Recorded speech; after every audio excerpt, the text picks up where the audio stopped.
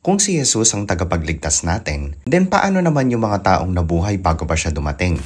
Paano yung mga tao sa ibang kultura? Paano yung hindi naman mga Hudyo? Ano mangyayari sa kanila kung hindi nila nakilala si Jesus? Automatic ba silang mapapahamak dahil lang sa timing? Kasi nauna silang isinilang bago dumating si Kristo? Ang sagot po ay hindi. Huhusgahan tayo ng Diyos batay sa kaalaman natin at sa kung paano natin ginawa ang anumang kalooban ng Diyos na nalaman or natutunan natin. So yung mga tao na nabuhay naman bago pa ang panahon ni Jesus, huhusgahan po sila ng Diyos ayon sa nagawa nilang mabuting bagay na kalooban ng Diyos kahit di po nila alam.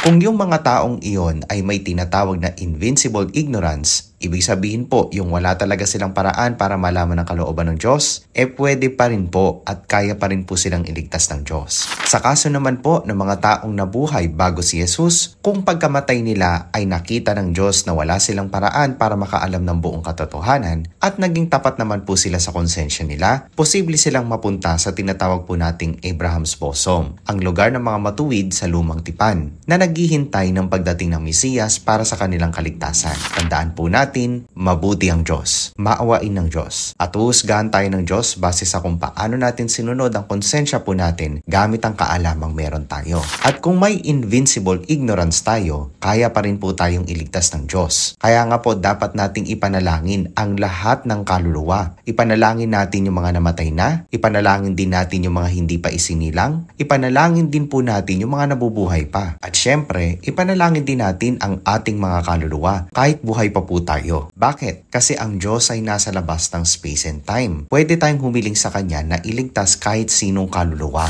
Again, mabuti po ang Diyos, maawain ng Diyos, at kaya niyang magligtas. Kaya naman lagi nating tandaan, ipanalangin natin ang mga yumao kasi ito po ay isang spiritual works of mercy.